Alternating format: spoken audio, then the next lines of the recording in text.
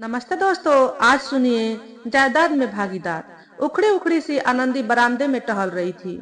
अशांत अस्थिर मन खाना बन चुका था, पर अभी भोजन की बेल न बजी थी। अलग भवन में था भोजनालय, थोड़ी ही दूर पर। पांव साथ न दे रहे थे तनाव के कारण। सो कॉरिडोर में ही सीमेंट के बेंच पर बैठ गई वह। सामने पल्लू से हाथ पोंछती आती दिखाई दी कमला। खाना बनाने का दायित्व तो उसका ही था। 50 से लगभग लोगों का वृद्धा आश्रम में। कैसी है? इशारे से पूछा उसने। मुख पर थकान से अधिक चिंता नजर आ रही थी। पता नहीं, पर शाम तो हालत खराब थी। उसने सिर आड़ा हिला दिया, लेकिन नजरें हटी नहीं उस दरवाजे से। शांता दी का कमरा, कभी यह कमरा अगरबत्ती और ताजे फूलों की सुगंध से महकता था, और आज झीना सा मैला पर्दा लटक रहा था दरवाजे पर। दीवार से लगी इकलौती खिड़की से अंदर का दृश्य साफ नजर आ रहा था। बदबूदार बिस्तर पर बेचैनी से करवटें लेती शांता दी की बूढ़ी हड्डियां टिमटिमाते बल्ब की फीकी रोशनी में उखड़े प्लास्टर की धुंधली बेजान दीवारों से चिपक कर मन को आंतकित करता दर्द की परछाई का भयानक चित्र गहन अवसाद की कालिमा से ढका यह कमरा आज आने वाली मौत का स्वागत कर रहा था। अनथक कराहते हुए उस अस्थिर पंजर को देखकर किसी के भी रोंगटे खड़े हो सकते थे। आवाज आनी बंद न होती पूरा दिन और पूरी रात। रोते कराहते गला सूख जाता तो एक बूंद पानी की टपका देते पास की कुर्सी पर सिर टिकाए बैठे उनके भैया, जो स्वयं इतने बुजुर्ग थे कि ठीक से उठ भी न पाते थे और शहर से आए हुए थे शांता दी की सेवा में, विकल्पहीनता की स्थिति में। वैसे आनंदी भी तो उनकी सेवा में ही लगी थी पिछले एक सप्ताह से। गुसलखाने में गिर गई थी शांता दी और कुल्हे और रीढ़ की हड्डियां चटक गई थी। इन्फेक्शन इतना बढ़ा कि रक्त का बहाव रुककर शरीर पर नीले नीले चकत्ते दे गया था। जवाब दे दिया था डॉक्टर ने भी। दवाई दी थी, पर असर न के बराबर। बिस्तर से उठना भी दुश्वार हो गया। 80 के पार हो चली थी शांता दी की उम्र, और अब आश्रम वालों ने भी अल्टीमेटम दे दिया था कि वे उन्हें और नहीं रख सकते। अभिभावक के स्थान में उनके भाई का नाम था, इसलिए लिवाने आए थे वे, पर उनकी हालत देख 1-2 दिन प्रतीक्षा करना उचित समझा। खाना छोड़ दिया था शांता दी ने, और जब धीरे धीरे खाना पीना बंद हो गया तो शरीर के सभी अवयव भी धरने पर बैठ गए और बस छिड़ होती चली गई हालत। अब तो केवल प्रतीक्षा हो रही थी उस अनवांछित अतिथि की, जिसका आना तो तय था, पर कब, प्रश्न चिन्ह बना हुआ था। यह तो वो प्रतीक्षा कितनी दुभर थी उनके लिए भी और शांता दी के लिए भी। आसमान बादलों से घिरा रहा था। सूरज तो सुबह से लापता था। दोपहर भी धुंधली रही और शाम कब आई और कब ढल गई पता ही न चला। समय से पहले ही पसर गई थी रात, गहन अंधकार की चादर ओढ़े थी। तो पूनम की रात पर बादलों की ओट में मुंह छिपाए चांद ऐसे बैठा था मानो कोई शर्मनाक अपराध कर दिया हो, और तारे जब चांद की ही मैदान छोड़ जाए तो तारों की क्या बिसात। वे भी दुबक गए थे कहीं किसी कोने में। हवा थी पर जैसे थी ही नहीं। उमस से भरा ठहरा वातावरण आने वाले तूफान का इशारा कर रहा था। उसका मन तो कब से अनजाने ही चाह रहा था कि शांता दी मुक्त हो जाए उस मर्मांतक पीड़ा से। आनंदी सामने फैले छोटे से पार्क की ओर होली। इस समय कोई न था वहां। सुनसान सी घुटी सी शांति थी, पर जो भी हो जगह यहाँ से बेहतर थी। यहाँ तो खड़े रहना भी दूभर लग रहा था। हल्की बूंदाबांदी शुरू हो गई, पर पार्क में छोटी छोटी छतरियों के आकार बने हुए थे सीमेंट के, जहाँ बिना भीगे आराम से बैठा जा सकता था। एक छतरी के नीचे जाकर वह बैठ गई। चारों ओर नजर दौड़ाई। घने वृक्ष सहमे में शांत खड़े थे। पत्ते पर टप टप गिरते बूंदों का संगीत महक गई थी। हवा मिट्टी से भीगते ही राहत मिली मन को। किनारे पर परिजात का वृक्ष था। बूंदे फूलों पर गिरती और उन्हें नीचे धकेल देती जमीन पर। वह देखती रही। खेल मन को भा रहा था। धीरे धीरे छट रही थी बेचैनी। वहीं बीचों बीच लंबे से खंभे में वर्तुलाकार कई बल्ब जल रहे थे। अच्छी खासी रोशनी थी। आराम आया। दरअसल बहुत समय पश्चात शांत हुआ मन। सोचा कितना चिंता मुक्त कर देता है प्रकृति का आगोश। सुकून के वे क्षण। अप्रतन आंखें मूंदने लगी। कुछ ही पलों में ताजा हो गया दिलो दिमाग शायद वहां अंधेरे से कुछ कुछ डर लगने लगा था और तृप्त हुआ मन कब चुप बैठा है, खंगालने लगी दबी हुई स्मृतियों को। और वे लहरियां सजीव हो उठी आंखों के सामने, सब जैसे साफ पर्दे पर दिखाई दे रहा हो। पहले दिन जब वह इस आश्रम में आई थी तो दीदी ने सगी बहन से भी अधिक उसे सहारा दिया था। कितनी आत्मीयता, कितना स्नेह। वैसे तो अधिकतर चुप ही रहती थी शांता दी, अपने नाम के अनुरूप शांत, अपने में सिमटी हुई, पर उनकी एक पहचान थी, उनकी प्यारी सी मुस्कान जो हमेशा स्थिर रहती थी उनके चेहरे पर, बड़ी मिलनसार और मददगार। जब भी मंदिर जाती तो वहां दिए प्रसाद को सहेज कर रखती थी, उसके लिए खुद न खाती थी। उसके कितना कहने पर भी शांता दी उसे दिए बिना न मानती थी। पिछले साल जब वह बीमार पड़ी थी तो कितनी सेवा शुश्रूषा की थी उसकी। उन्होंने रात रात भर जाग कर माथे पर ठंडे पानी की पटिया रखना कैसे भुला सकती थी वो। उसकी ही क्यों, चहेती तो पूरे वृद्धा आश्रम की थी वे। उनका तो जन्म ही हुआ था सेवा करने। फिर सूती साड़ी, उस साध्वी को देखकर आनंदी हमेशा सोचती कि अगर ये साधवा है तो यहाँ क्यों है। हिम्मत न हुई उसकी पूछने की कभी उनसे, और उनका स्वभाव भी ऐसा कि किसी को अपनी कहानी सुनाने से रही, न किसी के जीवन में अनावश्यक झांकने की आदत थी उन्हें। हमेशा कहती थी कि यहाँ रह रही हूँ, वृद्धा की अपनी एक कहानी है, निजी व्यक्तिगत अपनी ही भीतियों में सिमटी कहानियां, कई अनसुलझे रहस्य।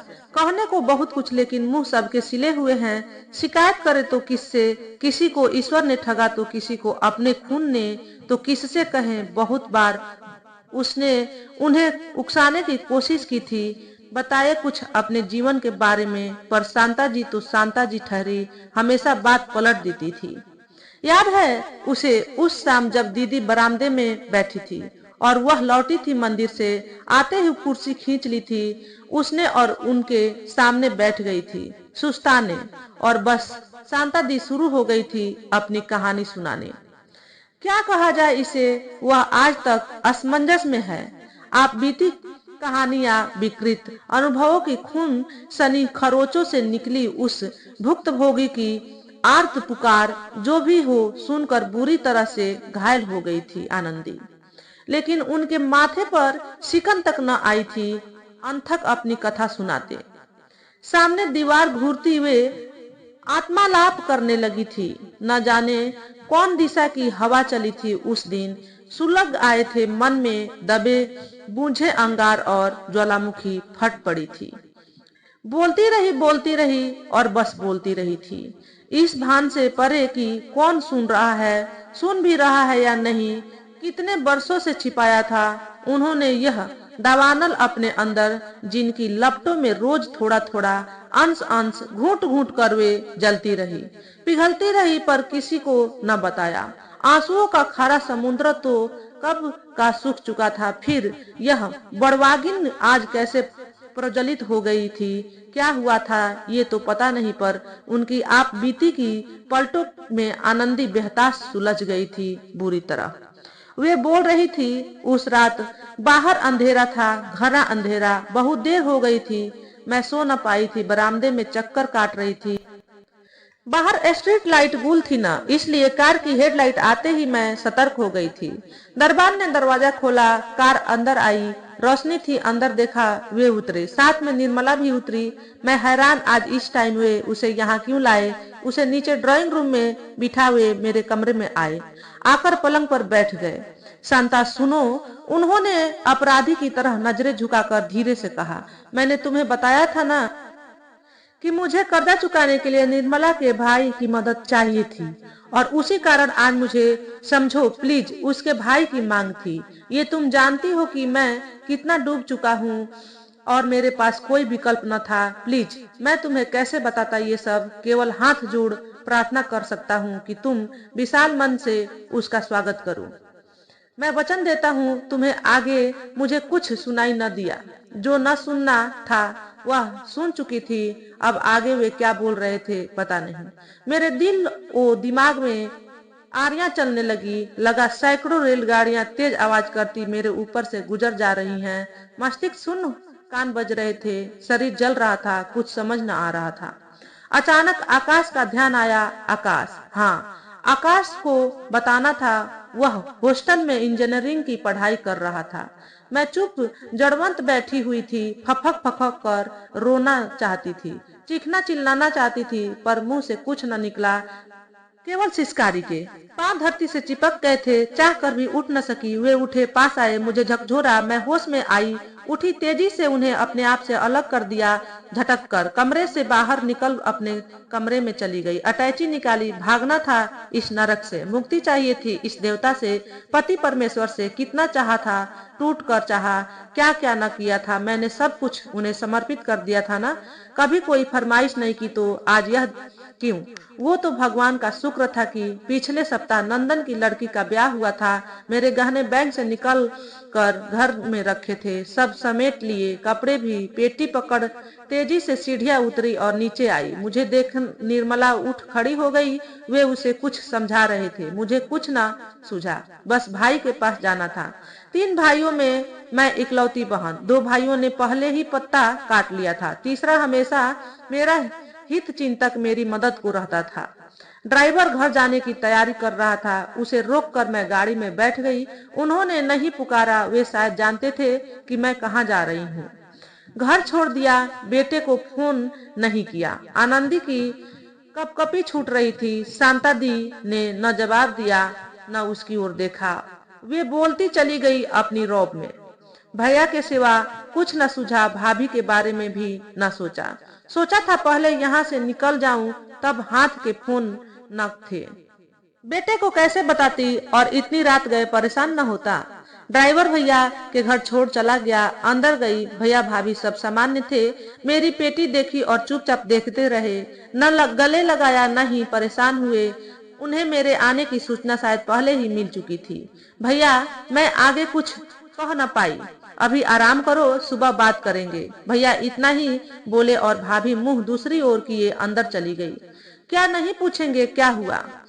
मैंने लगभग चीखते भाभी को रोकना चाहा, पर भैया ने इशारे से मना कर दिया, तो सहम कर रुक गई। नहीं, कल रामानंद मिले थे, सब बताया था उन्होंने। तुम्हें भी उनकी परेशानी समझनी चाहिए शांता। वे तुम्हें और आकाश को किसी प्रकार की कमी न आने देंगे। तुमने जल्दीबाजी की, मैं सुबह उनसे बात करूंगा, अब सो जाओ। इतना कहकर भैया भी उठकर अंदर सोने चले गए।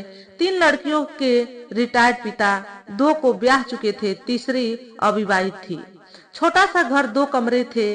घर में एक में वो सोते थे, दूसरे में उनकी बेटी।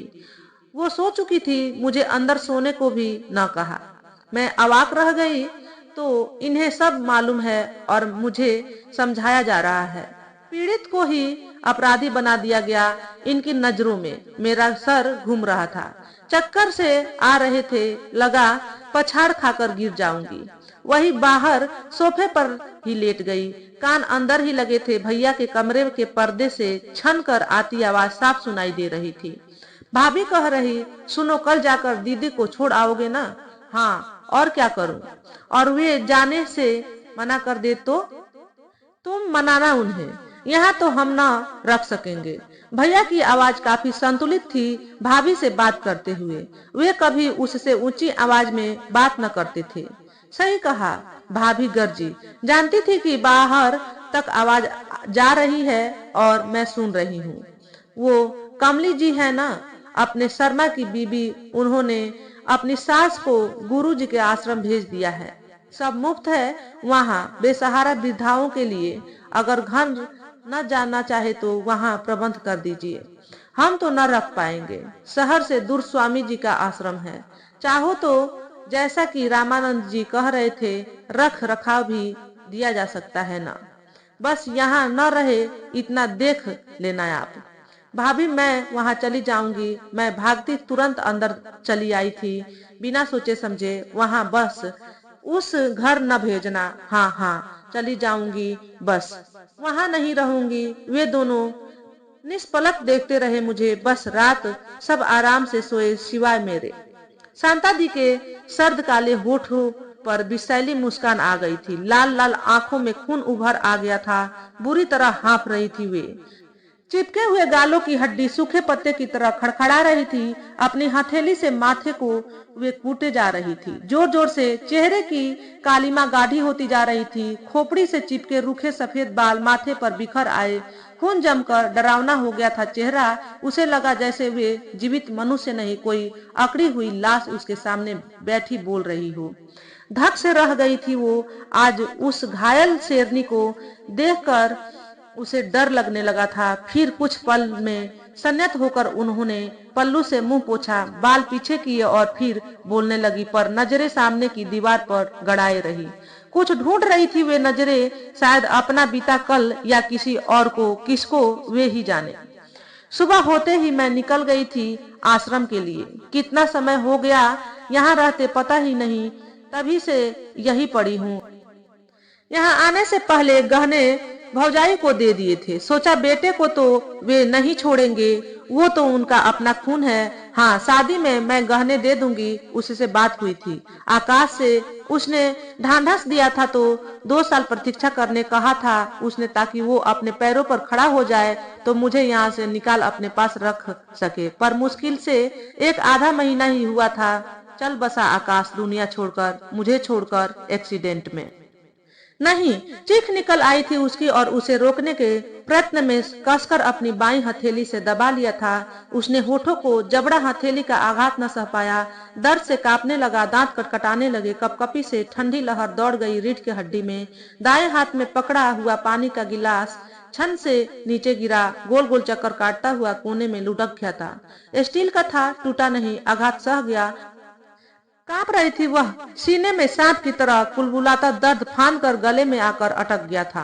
भयंकर पीड़ा गले में। वह अपना गला कसकर मरोड़ रही थी। दोनों हाथों से दबाव बढ़ता जा रहा था। उसे लगा अच्छा हो अगर उठकर भागना शुरू कर दे, गला फाड़कर चीखती चिल्लाती हुई भाग जाए कहीं पर अंधेरे में, ताकि गुबार बाहर निकल ले। पर आश्चर्य, उठ भी न पाई। विश्वास, भय और आतंक उसकी आंखों से पानी बनकर बहने लगे थे। अप्रयास लेकिन शांता दी। वो तो निश्चेष्ट भाव और निर्लिप्त आंखों से देखती रही नीचे लुढ़के के गिलास को और फर्श पर फैले पानी को। वे बोलती चली गई बिना किसी रुकावट के। बेटे के बिछोह ने पागल कर दिया। मैं पागल हो गई थी। कुछ महीनों तक होश न रहा था। भैया ने मेरे उपचार में सारे गहने बेचकर पैसा पानी की तरह बहाया। पता नहीं क्यों बचाया मुझे यह अभिशप्त जीवन को जीने की खातिर, श्राप झेलने के लिए। रूखे पपड़िया होठों पर विषैली हंसी नाच गई। ये तो मुझे कई साल बाद पता चला कि निर्मला के भाइयों ने ही मेरे आकाश की जान ले ली थी। भैया ने बताया था वह भी संतानवती हो गई थी। आखिर व्यापार चल निकला था और कबाब में हड्डी वह जायदाद में भागीदार न चाहती थी। तभी मेरे लाल को छीन लिया उसने। हाँ, और वे जानते थे इस बात को, उन्हें भी समझ आई। लेकिन अपने अंत समय में उन लोगों के दुर्व्यवहार से उन्हें सब समझ आ गया था। लेकिन तब तक सब हाथ से छूट गया था। गंभीर बीमारी में यहाँ मेरे पास आए थे निर्मला और बच्चों ने उन्हें घर से ही भगा दिया था। सब कागजात लिखवा कर, सब अपने नाम करवा कर। उसका एक भाई बहुत समझदार था, बड़ा काम वाला। कानूनी दाव पेच की बड़ी समझ थी उसे। पता नहीं पर सब हो गया था, भैया ने ही बताया था। वे जब मेरे पास आए थे तो गंभीर बीमार, लीवर खराब हो गया था। पेट फूल कर पानी भर गया था। यहाँ मैं कैसे रख सकती थी। निर्मला और बच्चों ने छोड़ दिया था उन्हें, या उब कर वे ही निकल आए थे अंतिम समय में मेरे पास। फिर आनंदी की हालत खराब हो रही थी। आंतें सिकुड़ गई थी और असहनीय दर्द लगा। उल्टी हो जाए और अंदर का अभी तक जमा हुआ यह सारा विष बाहर आ जाए तो जान बचे। मैं ले गई सरकारी अस्पताल में। भाई को बुलाया, दाखिल किया। रोज जाती थी वहीं, सुबह सुबह वही रहती थी। पूरा पूरा दिन उन्हें देखती। बस करो दीदी, बस करो। दोनों हथेलियों से बंद कर लिया था उसने अपने कानों को। उफ, आपने उन्हें माफ कर दिया शांता दी। सांप की तरह जिसने अपनी औलाद को डस लिया, उसे और आपका जीवन कुछ मूल्य उसका आपकी नजरों में क्या साबित करना चाहती हैं। आपके लोग आपको देवी कहे तो हाड़ मांस की इंसान भी समझना नहीं चाहती। आपको कायर हो, आप बस कायर। आनंदी चीख चीख कर कहना चाहती थी पर मुंह से एक शब्द न निकला। फड़फड़ाते नथुने और कांपते होठ बोलने का प्रयत्न करते रहे। लपटें निकल आई, मुंह पर आई वितृष्णा से मैं रोज पाता है क्यों अस्पताल जाती थी। शायद शांता दी ने उसके वो अनकहे शब्द सुन लिए थे। मेरे लिए तो वे उसी दिन मर गए थे जब शादी के 30 साल बाद मुझे छोड़ उन्होंने निर्मला को अपनी जीवन संगिनी बना लिया था। मैं तो उनका शरीर मरते हुए देख रही थी, तिल तिल घुटते, बूंद बूंद घुलते, धीरे धीरे मरते देख रही थी। उनकी नजर अब आनंदी पर ठिठक गई। इतनी देर बाद अब दीदी पहली बार उससे आंख से आंख मिलाकर बोलने लगी थी। वे मेरे सामने पलंग पर लेटे रहते, निरीह निसहाय आंसू बहाते रहते। पहले तो मैं समझी दर्द के कारण रो रहे हैं, फिर डॉक्टर ने बताया कि मोरफिन का इंजेक्शन दिए जाने के कारण दर्द उन्हें महसूस नहीं होता। तो फिर आंसू और मेरी ओर देखकर समझ आ भी रहा था मुझे, और नहीं भी। मुझे देखते ही उनकी हथेलियां जुड़ जाती और माफी की भीख मांगते, फुट फुट कर रोते रहते बिना रुके। 24 घंटे पर जितना संभव था सेवा की उनकी, बिना किसी प्रश्न के। पता है आनंदी, कभी कभी अपने ये संस्कार आदर्श ही हमारे शत्रु बन जाते हैं, जिन्हें हम चाह कर भी लांघ नहीं पाते, और ये आजीवन पीछा नहीं छोड़ते। सजा तो उन्हें भी अब मिल ही रही थी, तो क्या द्वेष और क्या वैर की सेवा उनकी बस। वे रुकी होठों को तर किया जीभ फेर कर। पता है, अचानक चमक आ गई थी उन आंखों में जब मैं घर आती रात को। तो उन 10 दिनों में मैंने नींद की एक भी गोली न खाई। पता नहीं कैसे बड़ी अच्छी नींद आती थी, पता नहीं क्यों। उन्हें रोते देखना दुख होता, न खुशी, न शिकायत, न प्यार। पर हाँ, मन शांत अवश्य हो जाता था। लगता शायद अपने पाप उन्होंने उन 10 दिनों में धो डाल दिए थे, और 10 दिन बाद वह शरीर चल बसा। निर्मला आई थी, उसका भाई भी और बेटे भी। मेरे पास आकर निर्मला ने 13वीं पर बुलाया मुझे। मैं न गई। सब खत्म हो गया था तो क्या बचा, क्या करने जाती। कहानी खत्म कर वे चुप अपलक उसकी ओर देख रही थी। भूत बनी, भावहीन, निस्तेज। अब तो आनंदी की पुतलियां भी ठहर चुकी थी, बंद होना कब के भूल चुके थे होठ। सब दर्द कपूर की तरह उड़ गए थे, ढीली पड़ चुकी थी नसें, सब उतर मिल गए थे। कोई अनुत्तरित प्रश्न छोड़ा ही नहीं था शांता जी ने। स्वयं से उनका मौन प्रतिकार समझ आ रहा था। अब तो कुछ था उन दोनों के दरमियान, तो वह थी सुप्त शांति। हाँ, शमशान की सी भयंकर शांति। खाने की बेल बजी पर दोनों में से कोई न उठा। दोनों के शरीर ऐंठ गए थे। न आनंदी ने कुछ कहा, न वे कुछ बोली। उसके बाद वह देखती रही उस साधवा के बिछुओं में बंधे घुंघरुओं को, मांग के सिंदूर की उन भभकती लपटों को। पलक झपके बिना पता ही न चला उसे वे कब उठी और कब अपने कमरे की ओर चली गई थी। सो न पाई थी आनंदी उस रात। सोचती रही कोई कितना सह सकता है, कितना आसान था उस पुरुष के लिए रो कर अपने पाप धो लेना, और दीदी का पूरी उम्र बिना अपराध के सजा काटना। अपना जीवन जिस व्यक्ति को समर्पित कर दिया था उसी के द्वारा छला जाना। अपनी संतान को खोने का दुख कितना मर्मातक। उफ, कौन थी शांता दी, इंसान या भगवान। भगवान भी टूट जाए इतना सहकर तो। आनंदी दी किसी ने आवाज दी तो विचार तंद्रा टूटी। पीछे मुड़कर देखा, वहां दूर बरामदे से इशारा कर रही थी कमला, हाथ झुलाती खबर दे रही थी शांता दी के जाने की। दिल एकदम से धक से रह गया। शांता दीदी को सब दर्दों से मुक्ति मिल गई सोचकर सीने में मीठी टीस सी उठी। चलो, प्रतीक्षा समाप्त हुई। एक अनिवार्चनीय सुकून, जैसे बहुत बड़ी गांठ खुल गई हो। पर गालों पर नमी महसूस हुई।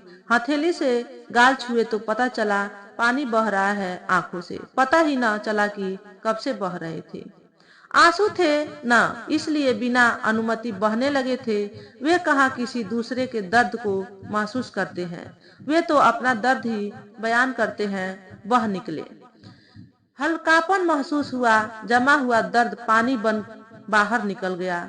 जब एक लंबी सांस ले वे उठी और पांव घसीटते चल पड़ी अंतिम दर्शन को, पर पहले अपने कमरे की ओर सिंदूर और फूल लेने श्रद्धांजलि जो देनी थी उस साधवा को, उस देवी को।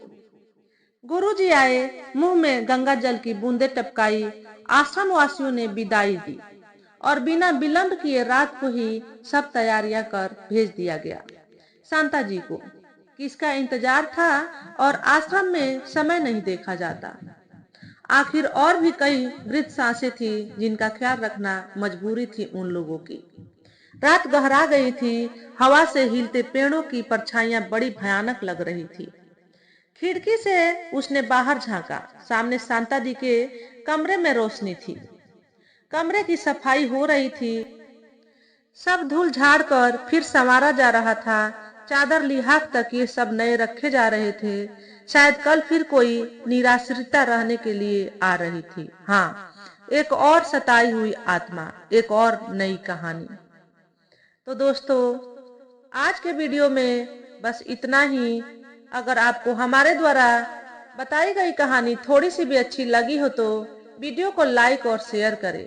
चैनल पर पहली बार आए हो तो चैनल को सब्सक्राइब करके बेल नोटिफिकेशन को ऑल पर सेट कर लें, ताकि आपको ऐसे ही अच्छे अच्छे वीडियो देखने को मिले। हमेशा खुश रहें, हमेशा स्वस्थ रहें। वीडियो देखने के लिए आपका बहुत बहुत धन्यवाद।